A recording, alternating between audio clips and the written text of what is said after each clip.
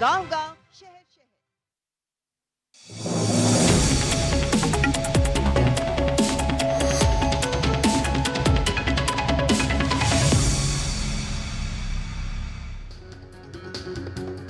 नमस्कार, बहुत बहुत स्वागत है आप सभी का डीडी न्यूज के इस खास शो एक्सप्रेस 100 में, जहां हम आपके लिए लेकर आते हैं राजनीति, मनोरंजन, देश दुनिया, खेल और व्यापार जगत की सभी बड़ी खबरों को एक्सप्रेस यानी फटाफट अंदाज में। मैं हूं निखिल सिंह। तो देखिए खबरें तेज रफ्तार से। प्रधानमंत्री ने महाराष्ट्र के लिए कुल 11,240 करोड़ रुपए की परियोजनाओं का भूमि पूजन और लोकार्पण किया। इसमें सोलापुर हवाई अड्डे का उद्घाटन और सावित्रीबाई फुले के ऐतिहासिक स्मारक का भूमि पूजन शामिल रहा।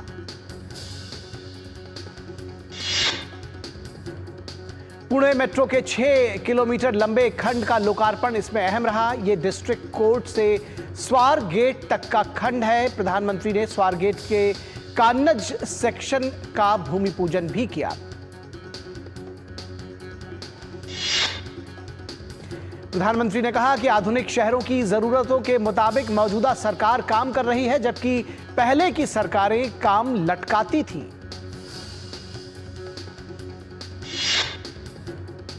प्रधानमंत्री ने 6,400 करोड़ रुपए की बिडिकिन परियोजना का लोकार्पण किया। उन्होंने कहा कि क्षेत्र में निवेश और रोजगार के अवसर मिलेंगे, जो विकसित महाराष्ट्र से विकसित भारत के संकल्प को पूरा करेंगे। प्रधानमंत्री नरेंद्र मोदी ने आज देशवासियों को मन की बात कार्यक्रम के माध्यम से संबोधित किया। मन की बात कार्यक्रम के 10 वर्ष पूरा होने पर प्रधानमंत्री ने कहा कि मन की बात की इस लंबी यात्रा के कई ऐसे पड़ाव हैं जिन्हें वो कभी भूल नहीं सकते। प्रधानमंत्री ने कहा कि मन की बात के श्रोता ही कार्यक्रम के असली सूत्रधार हैं। इसके साथ ही पीएम मोदी ने मीडिया को धन्यवाद देते हुए कहा कि उनके अथक प्रयासों से मन की बात इस महत्वपूर्ण पड़ाव तक पहुंचा है।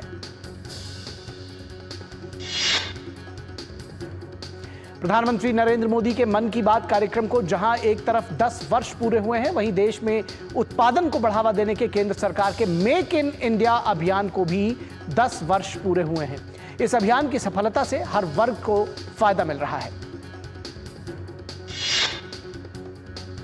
प्रधानमंत्री मोदी ने कहा कि आज भारत मैन्युफैक्चरिंग का पावर हाउस बना है और देश की युवा शक्ति की वजह से दुनिया भर की नजरें हम पर हैं। ऑटोमोबाइल्स हो, टेक्सटाइल्स, एविएशन, इलेक्ट्रॉनिक्स हो या फिर डिफेंस, हर सेक्टर में देश का एक्सपोर्ट लगातार बढ़ रहा है। प्रधानमंत्री ने कहा कि देश में एफडीआई का लगातार बढ़ना भी हमारे मेक इन इंडिया की सफलता की गाथा कह रहा है। अब हम मुख्य रूप से क्वालिटी और वोकल फॉर लोकल पर फोकस कर रहे हैं। प्रधानमंत्री ने कहा कि नए नए क्षेत्रों में आने से रोजगार के नए नए अवसर भी सामने आ रहे हैं। इसके लिए केंद्र सरकार ने युवाओं के लिए क्रिएट इन इंडिया थीम के तहत 25 चैलेंजेस शुरू किए हैं, जो सभी से इसमें भाग लेने की उन्होंने अपील भी की है।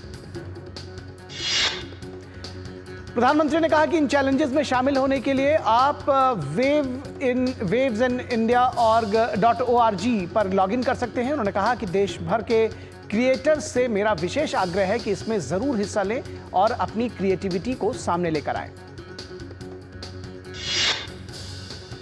प्रधानमंत्री ने कहा कि gaming, animation, reel making, film making या पोस्टर मेकिंग हो, अगर इसमें से किसी स्किल में आप अच्छा प्रदर्शन कर सकते हैं तो आपके टैलेंट को बहुत बड़ा मंच मिल सकता है। अगर आप किसी ब्रांड से जुड़े हुए हैं तो फिर कम्युनिटी रेडियो के लिए भी आप काम कर सकते हैं और आपके लिए बहुत बड़ा अवसर है। पीएम मोदी ने त्योहारों के मौसम में सभी से मेक इन इंडिया प्रोडक्ट खरीदने की अपील की। स्थानीय उत्पादों को बढ़ावा देने से ही भारत दुनिया में जल्द ही तीसरी सबसे बड़ी अर्थव्यवस्था बनने की ओर अग्रसर होगा। प्रधानमंत्री मोदी ने देशवासियों से स्वच्छता अभियान से जुड़ने का आह्वान किया। मन की बात कार्यक्रम में पीएम मोदी ने एक बार फिर स्वच्छ भारत मिशन की सफलता की बधाई दी। प्रधानमंत्री ने कहा कि आने वाले 2 अक्टूबर को स्वच्छ भारत मिशन के 10 वर्ष पूरे हो रहे हैं। यह अवसर उन लोगों के अभिनंदन का है जिन्होंने इसे भारतीय इतिहास का इतना बड़ा जन आंदोलन बना दिया है। उन्होंने कहा कि यह महात्मा गांधी जी को सच्ची श्रद्धांजलि है जो जीवन पर्यंत इस उद्देश्य के लिए समर्पित रहे। प्रधानमंत्री ने उत्तरकाशी के सीमावर्ती इलाके में झाला गांव को स्वच्छ रखने के लिए शुरू की गई खास पहल का उदाहरण दिया। उन्होंने बताया कि यहां स्वच्छता के प्रति लोगों को जागरूक करने के लिए धन्यवाद प्रकृति या थैंक यू नेचर अभियान चलाया जा रहा है, जिसमें सभी लोग बढ़ चढ़कर हिस्सा ले रहे हैं। स्वच्छ भारत मिशन के साथ ही पीएम मोदी ने लोगों के बीच लोकप्रिय हो रहे वेस्ट टू वेल्थ मंच पर भी और इस मंत्र की बात की।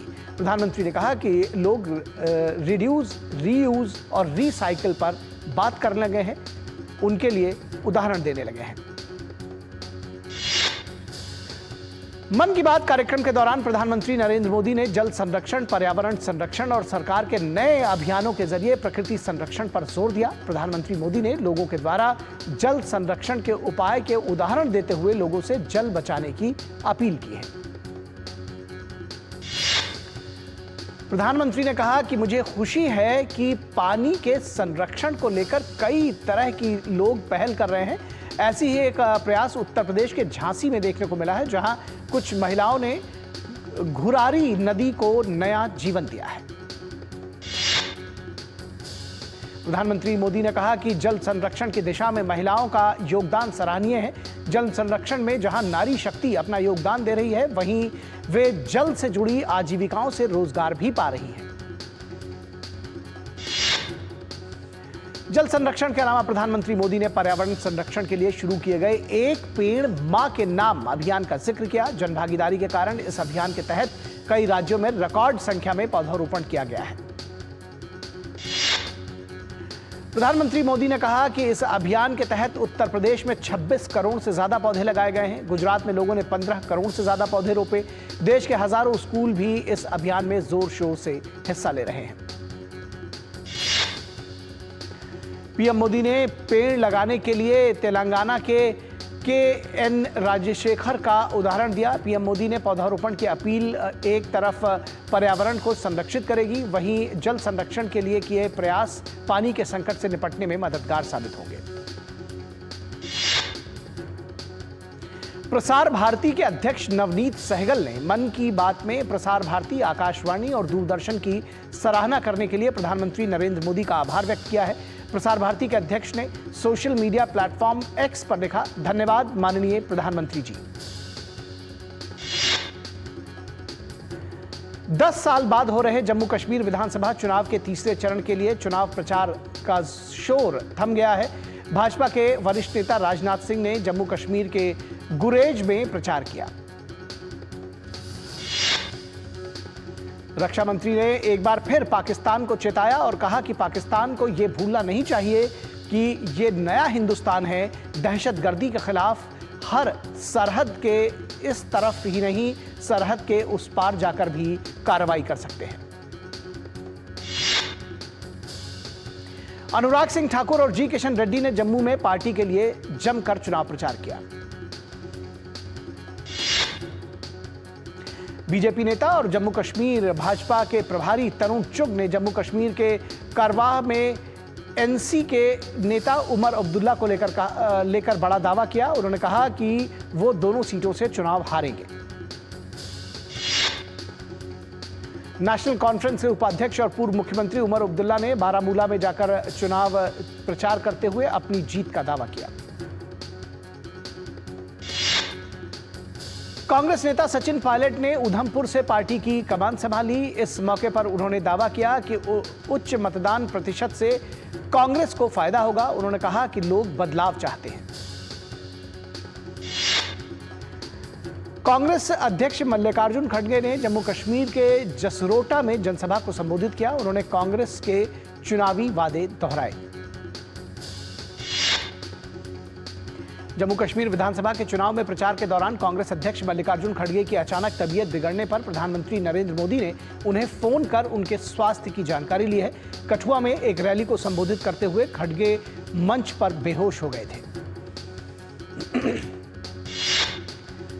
और तीसरे चरण में जिन 40 सीटों पर वोटिंग होनी है उनमें 24 सीटें जम्मू संभाग में आती हैं, केवल बाकी 16 सीटें कश्मीर संभाग वाले क्षेत्र से आती हैं।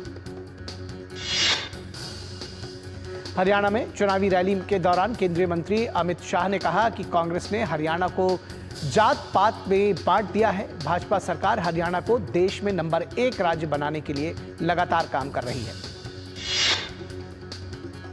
अमित शाह ने आरक्षण को लेकर कहा कि जब तक भाजपा का एक भी सांसद संसद में है, कोई भी आरक्षण को हाथ नहीं लगा सकता।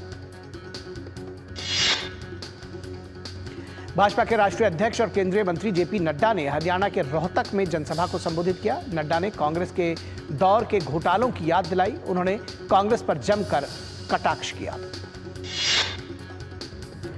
नेपाल में भारी बारिश और बाढ़ का कहर और उसका असर बिहार में भी देखा जा रहा है। आज सुबह 5 बजे कोसी बैराज वीरपुर से 6,61,000 क्यूसेक पानी छोड़ा गया है। 1968 के बाद यह पहली बार है जब इस बैराज से इतना पानी छोड़ा गया है। तटबंधों की सुरक्षा के लिए जल संसाधन विभाग की टीमें दिन रात तत्पर हैं। इस बीच बिहार में बाढ़ के हालात को देखते हुए केंद्रीय गृह मंत्रालय ने पटना में बैठक बुलाई है। केंद्रीय गृह राज्य मंत्री नित्यानंद राय की अध्यक्षता में हुई इस बैठक में बाढ़ के हालात और उससे निपटने की तैयारियों की समीक्षा की गई है।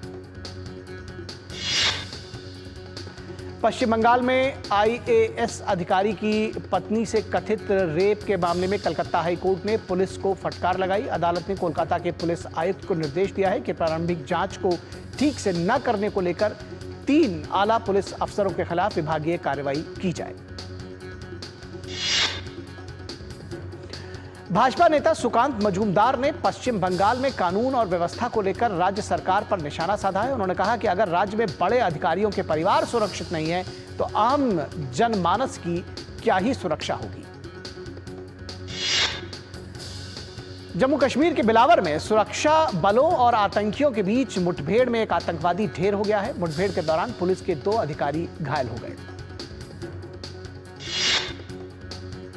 तिरुपति मंदिर के लड्डू प्रसादम मामले में विवाद बढ़ता जा रहा है। मामले की जांच के लिए एसआईटी टीम तिरुमला तिरुपति देवस्थानम की कार्यकारी अधिकारी जे श्यामला राव के आवास पर पहुंची।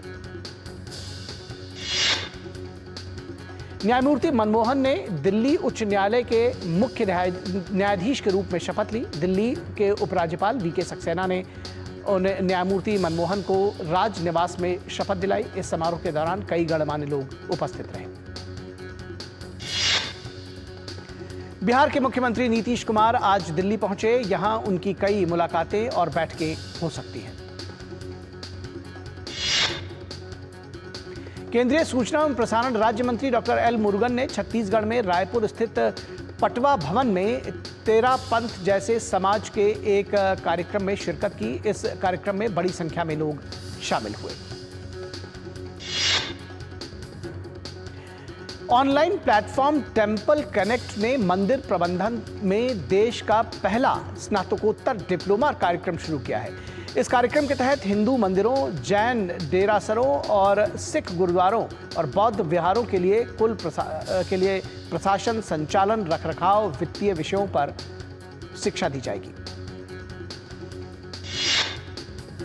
यूपी के मुख्यमंत्री योगी आदित्यनाथ ने गोरखपुर में गुरुकुल विद्यालय को नवनिर्मित कक्षाओं और स्मार्ट क्लास का लोकार्पण किया। कुंभ मेला 2025 की तैयारियां जोरों पर हैं। कुंभ मेले का आयोजन प्रयागराज में अगले साल जनवरी में होना है। रेल मंत्रालय कुंभ मेले के लिए बड़ी संख्या में विशेष ट्रेनें चलाने की दिशा में काम कर रहा है। स्वच्छ भारत मुहिम को देश भर में भारी समर्थन मिल रहा है। समाज के सभी वर्गों के साथ साथ गणमान्य हस्तियां भी इस पहल की दिल खोलकर तारीफ कर रही हैं। कांची कामकोटी पीठम के जगतगुरु शंकर विजयेंद्र सरस्वती स्वामी मल ने प्रधानमंत्री मोदी की स्वच्छता मुहिम को सराहा है।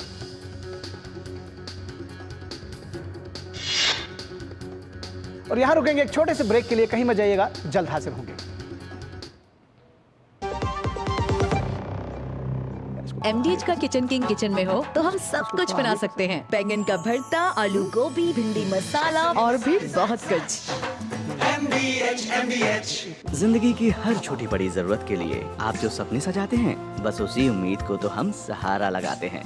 SIP आपकी सेविंग्स को आपकी खातिर काम पर लगाएगी।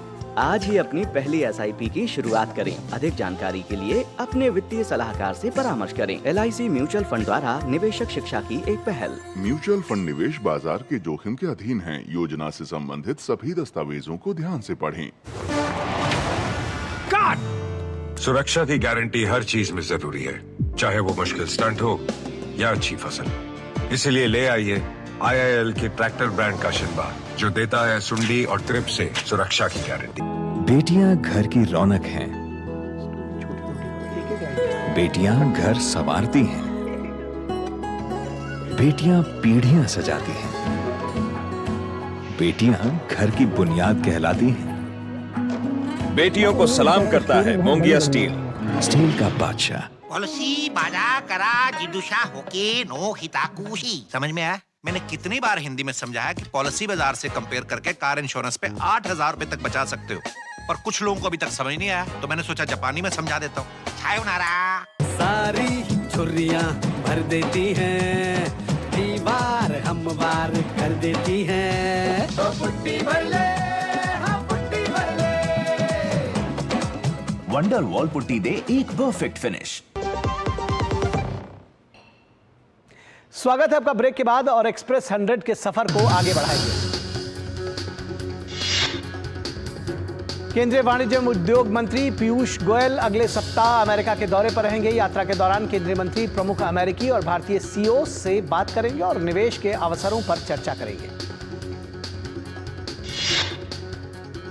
वाणिज्य एवं उद्योग मंत्रालय ने एक बयान में कहा कि केंद्रीय वाणिज्य एवं उद्योग मंत्री US India strategic partnership forum द्वारा आयोजित एक गोल मेज सम्मेलन में व्यापार और उद्योग जगत के नेताओं के साथ भी बातचीत करेंगे। पीयूष गोयल ने प्रोडक्शन लिंक्ड इंसेंटिव स्कीम की लाभार्थी 1300 कंपनियों में से 140 के प्रतिनिधियों के साथ दिल्ली में बैठक की। वाणिज्य मंत्री ने कहा कि मेक इन इंडिया संकल्प को पूरा करने में PLI स्कीम ने बुनियादी बदलाव किया है। उन्होंने कहा कि उद्योगों को लगभग 2 लाख करोड़ रुपए का निवेश हासिल हुआ है। एयरलाइंस इंडस्ट्री को सॉफ्टवेयर मुहैया कराने वाली ग्लोबल कंपनी एक्सक्लेया सॉल्यूशंस का हिस्सा एक्सक्लेया सॉल्यूशंस इंडिया अपने शेयर होल्डर्स को 40 रुपए प्रति शेयर का फाइनल डिविडेंड देगी।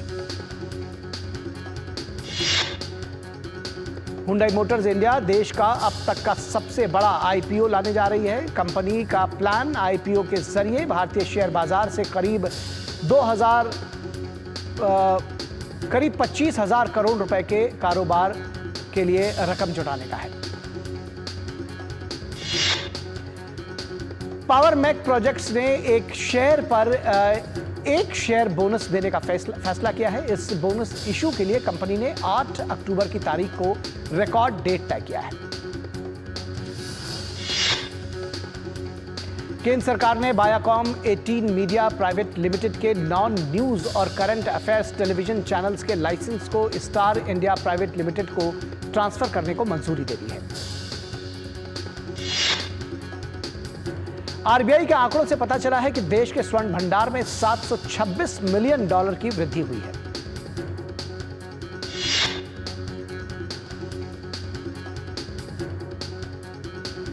भारतीय रिजर्व बैंक ने अपनी नवीनतम रिपोर्ट में दावा किया है कि भारत में बिजली उत्पादन में जीवाश्म ईंधन का प्रभुत्व दशक के अंत तक समाप्त हो जाएगा। हिजबुल्लाह नेता हसन नसरल्लाह की मौत के बाद भी लेबनान में इजराइल के हमले जारी हैं। मीडिया रिपोर्ट्स के मुताबिक लेबनान के दक्षिणी भाग में कम से कम 6 लोग इन हमलों में मारे गए हैं। इजरायली सेना के लेबनान पर किए गए हमलों में एक और वरिष्ठ हिजबुल्लाह नेता नबील काउक के मारे जाने की भी पुष्टि हुई है। इजराइल का कहना है कि उत्तरी इलाके में सीमा पार से गोलीबारी हो रही है। इजराइल डिफेंस फोर्सेस ने बताया है कि रेड सी से इजराइल के दक्षिणी हिस्से की तरफ आ रहे एक ड्रोन को रोका गया है। आईडीएफ ने यह भी कहा है कि लेबनान की तरफ से 8 और हमले इजराइल की तरफ किए गए हैं।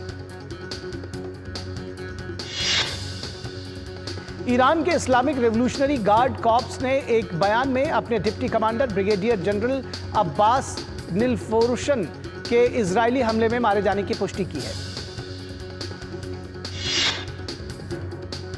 संयुक्त राष्ट्र में ईरान के राजदूत ने परिषद के 15 सदस्यों को पत्र लिखा है, जिसमें उन्होंने चेतावनी दी है कि अगर उनके देश के राजनयिक परिसर का किसी राजदूत पर किसी भी तरह का हमला होता है तो तेहरान इसे बर्दाश्त नहीं करेगा।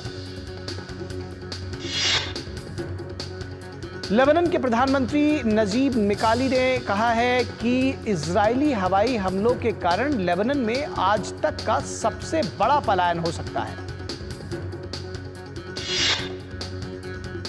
मिकाती ने बताया कि कई लोग लेबनान के दक्षिणी हिस्से और पूर्व में बेका घाटी की तरफ पलायन कर रहे हैं।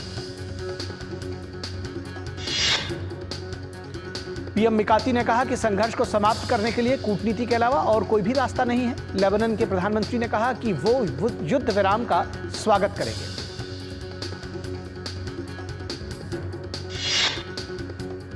और यहां रुकेंगे एक और छोटे से ब्रेक के लिए, कहीं मत जाइएगा, जल्द हाजिर होंगे।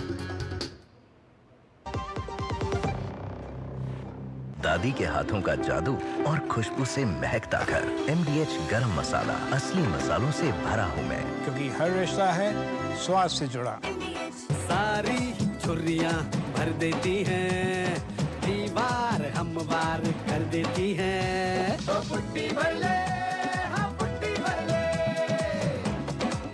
वंडर वॉल पुट्टी दे एक परफेक्ट फिनिश। बात जब पीढ़ियों के लिए बनने वाले घर की हो तो जिम्मेदारी बड़ी हो जाती है। गैलेंट समझता है ये जिम्मेदारी। अब डबल M रिब्स के साथ गैलेंट एडवांस TMT रीबार, निर्माण का रियल हीरो। जिंदगी की हर छोटी बड़ी जरूरत के लिए आप जो सपने सजाते हैं, बस उसी उम्मीद को तो हम सहारा लगाते हैं। SIP आपकी सेविंग्स को आपकी खातिर काम पर लगाएगी। आज ही अपनी पहली SIP की शुरुआत करें। अधिक जानकारी के लिए अपने वित्तीय सलाहकार से परामर्श करें। LIC म्यूचुअल फंड द्वारा निवेशक शिक्षा की एक पहल। म्यूचुअल फंड निवेश बाजार के जोखिम के अधीन है। योजना से संबंधित सभी दस्तावेजों को ध्यान से पढ़ें। गोल्डी मसाले के 100 ग्राम के स्पेशल पैक्स में फ्रेशनेस लॉक है। ऐसे गोल्डी मसाले जहां जाएं रिश्ते बनाएं। ब्रेक के बाद एक बार फिर आप सभी का स्वागत है और एक्सप्रेस 100 के सफर को आगे बढ़ाएंगे। संयुक्त राष्ट्र के महासचिव एंटोनियो गुटेरेस ने मध्य पूर्व में जारी संघर्ष के और फैलने और इसमें बाहरी ताकतों के शामिल होने का अंदेशा जताया। उन्होंने अस्थायी युद्ध विराम पर जोर दिया है। मध्य पूर्व में जारी संघर्ष के प्रसार को देखते हुए पोप फ्रांसिस ने रविवार को मध्य पूर्व में युद्ध विराम का आह्वान किया। अमेरिकी सेना ने कहा कि उसने सीरिया में 2 हवाई हमलों में 37 इस्लामी स्टेट के आतंकवादियों को मार गिराया। रूसी सेना ने रविवार तड़के यूक्रेन के जापोरोजिया पर हवाई हमले किए, जिसमें कम से कम 13 लोग घायल हो गए हैं। रूसी विदेश मंत्री सर्गेई लावरोव ने आरोप लगाया कि यूक्रेन युद्ध एक ऐसा संघर्ष है जिसमें पश्चिम ने कीव के जरिए छेड़ रखा है। और रूस ने सीमाओं पर बढ़ते तनाव को ध्यान में रखते हुए अपनी परमाणु नीति में संशोधनों का ड्राफ्ट तैयार किया है।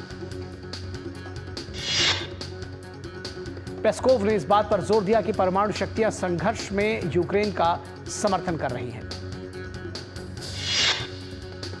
नेपाल के पूर्वी और मध्य हिस्से में पिछले 2 दिनों से हो रही भारी बारिश ने पूरे देश में बेहाल कर दिया है। भारी बारिश की वजह से हुए भूस्खलन और बाढ़ में 64 से अधिक लोगों के लापता होने की खबर है, जबकि बाढ़ जनित घटनाओं में 61 लोग घायल हो गए हैं। नेपाल सरकार ने अगले 3 दिनों के लिए स्कूलों को बंद करने के निर्देश दिए हैं। भारत और बांग्लादेश के बीच कानपुर के ग्रीन पार्क स्टेडियम में दूसरे टेस्ट मैच के तीसरे दिन का खेल बारिश के कारण मैदान गीला होने के कारण रद्द कर दिया गया। बारिश के बाद मैदान गीला होने के कारण तीसरे दिन का खेल भी शुरू नहीं हो सका। दोपहर 2 बजे पिच के निरीक्षण के बाद खेल रद्द करने का फैसला लिया गया। बारिश के कारण इस टेस्ट में पहले 3 दिन में केवल 35 ओवर का ही खेल हो सका है। मैच के पहले दिन बांग्लादेश ने 35 ओवर में 3 विकेट पर 107 रन बनाए थे। भारतीय क्रिकेट कंट्रोल बोर्ड ने बांग्लादेश के खिलाफ 3 मैचों की T20 सीरीज के लिए भारतीय टीम का ऐलान कर दिया है। भारतीय टीम इस सीरीज में सूर्य कुमार यादव की अगुवाई में उतरेगी। इस सीरीज के लिए शुभमन गिल और यशस्वी जायसवाल को आराम दिया गया है। वहीं तेज गेंदबाज मयंक यादव और नीतीश कुमार रेड्डी को पहली बार टीम में शामिल किया गया है। भारत के गुलवीर सिंह ने इतिहास रच दिया है। लंबी दूरी के धावक गुलवीर सिंह ने विश्व एथलेटिक्स चैलेंज कप के 5000 मीटर के दौड़ में स्वर्ण पदक अपने नाम कर लिया। प्रतियोगिता में 5000 मीटर की रेस को पूरी करने के लिए गुलवीर सिंह ने 13 मिनट 11.82 सेकंड का समय लेकर अविनाश साबले का राष्ट्रीय रिकॉर्ड ध्वस्त कर दिया। भारतीय जूनियर निशानेबाजों ने लीमा में जारी ISSF जूनियर विश्व चैंपियनशिप में 2 टीम स्वर्ण पदक जीतने में कामयाबी पाई। भारत ने पुरुष और महिला 10 मीटर एयर पिस्टल में 2 टीम स्वर्ण पदक जीते। वर्ल्ड हार्ट डे के मौके पर केंद्रीय मंत्री किरण रिजिजू ने वर्ल्ड हार्ट डे पर इंडिया गेट से भारत मंडपम तक 3 किलोमीटर मैराथन को हरी झंडी दिखाकर रवाना किया। और जूनियर NTR की फिल्म देवरा पार्ट 1 ने दूसरे दिन दुनिया भर में 200 करोड़ रुपए का आंकड़ा पार कर लिया है। IIFA अवार्ड्स 2024 का दूसरा दिन अबू धाबी में आयोजित किया गया। आईफा 2024 में शाहरुख खान ने जवान में अपने दमदार एक्टिंग के लिए बेस्ट एक्टर का अवार्ड जीता। आईफा 2024 में रानी मुखर्जी को film Mrs Chatterjee versus Norway के लिए बेस्ट एक्ट्रेस का अवार्ड मिला। आईफा 2024 में बॉबी देओल को फिल्म एनिमल के लिए बेस्ट नेगेटिव रोल का खिताब मिला। वह आईफा 2024 में संदीप रेड्डी वांगा की फिल्म एनिमल को बेस्ट फिल्म का अवार्ड मिला। और फिल्म एनिमल के लिए अनिल कपूर ने बेस्ट सपोर्टिंग एक्टर मेल का खिताब जीता। और बेस्ट म्यूजिक का अवार्ड भी रणबीर कपूर की फिल्म एनिमल को ही मिला। और आईफा 2024 में विधु विनोद चोपड़ा को उनकी फिल्म 12वीं फेल के लिए बेस्ट डायरेक्टर का अवार्ड मिला। वहीं बेस्ट सपोर्टिंग एक्ट्रेस फीमेल का अवार्ड शबाना आजमी को रॉकी रानी की प्रेम कहानी के लिए मिला। आईफा 2024 अवार्ड फंक्शन में करण जौहर को इंडस्ट्री में उनके कॉन्स्टिट्यूशनल के लिए खास अवार्ड से सम्मानित किया गया।